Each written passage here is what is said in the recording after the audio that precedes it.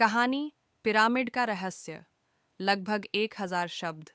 मिस्र की तपती रेत के बीच, जहां सूरज की तपिश हर किसी को झुलसा देती है, वहीं खड़े हैं हजारों साल पुराने पिरामिड। कहा जाता है कि इन पिरामिडों में सिर्फ पत्थर नहीं, बल्कि इतिहास की अनगिनत कहानियां और रहस्य छिपे हुए हैं।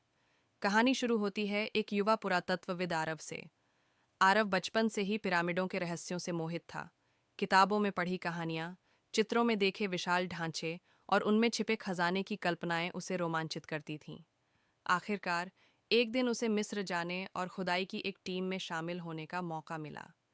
जब आरव पहली बार गीजा के महान पिरामिड के सामने खड़ा हुआ, तो उसकी आंखें चमक उठीं। उस क्षण उसे महसूस हुआ कि वह इतिहास के सबसे बड़े चमत्कारों में से एक के सामने खड़ा है।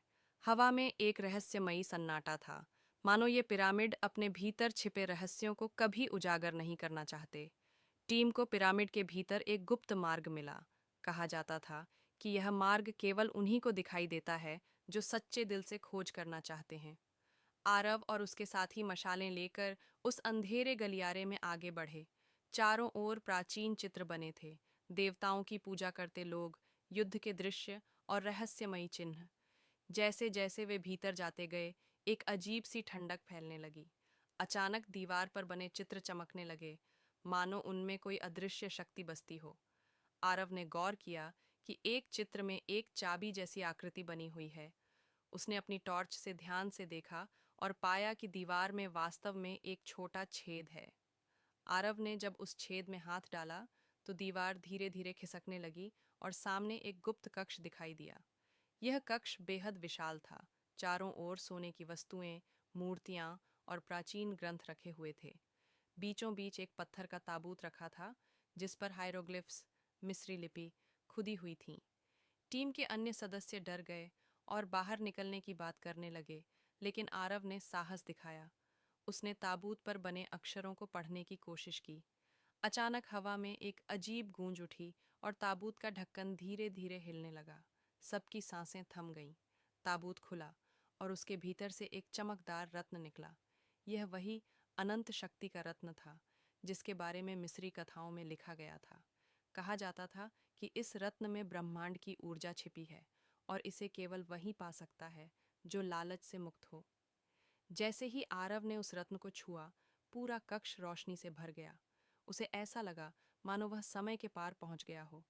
उसने देखा, मिस्र के राजा फराओ अपने सैनिकों और प्रजा के साथ जीवन जी रहे हैं।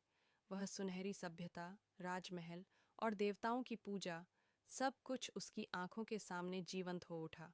लेकिन तभी एक तेज आवाज आई, यदि तुम इस रत्न को गलत उद्देश्य से लोगे, तो श्रापित हो जाओगे।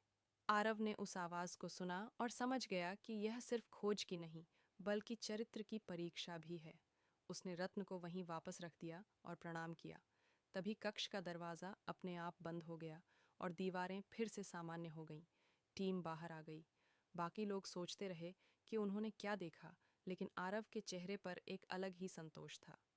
उसे पता चल गया था कि पिरामिड सिर्फ पत्थरों का ढेर नहीं, बल्कि मानवीय साहस, ज्ञान और आध्यात्मिकता का प्रतीक हैं। वह मुस्कुराया और बोला, रहस्य हमेशा रहस्य ही रहने चाहिए। पिरामिड हमें यही सिखाते हैं कि असली खजाना सोना चांदी नहीं, बल्कि ज्ञान और आत्मा की शक्ति है। उस दिन से आरव की जिंदगी बदल गई। वह जहां भी गया, उसने लोगों को सिखाया कि इतिहास सिर्फ पढ़ने की चीज नहीं, बल्कि जीने और समझने की चीज